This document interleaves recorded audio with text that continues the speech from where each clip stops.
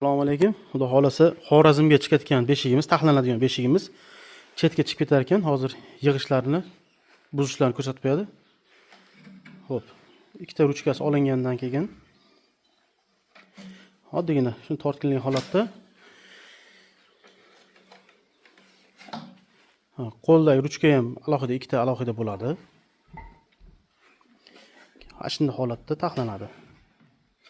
Shuni taxlanib turib, so'mkalari bor, so'mkalarga solib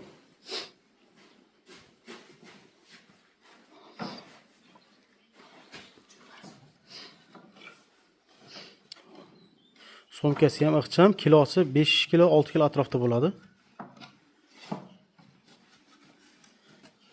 Chetga olib chiqish uchun ham juda qulay. Ishlatilib qo'ygandan keyin yig'ishtirib qo'yish ham juda qulay. Bu yoqqa ko'tarishga qulay qilingan. Shu yog'och beshigimiz tol bilan sasni aralashgan. Shunday holatda so'mkalar bilan bo'ladi. Solinadilar.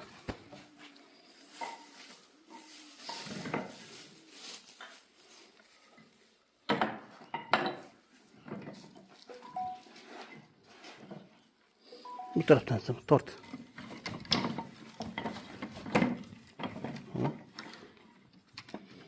Xudo xolasa Xorazmga chiqib ketyapti bu beshigimiz. Sal ichga kirgizib olgan. Kimga shunaqa beshiklar kerak bo'lsa, bemalol aloqaga chiqaverasizlar. Juda qulay qilingan.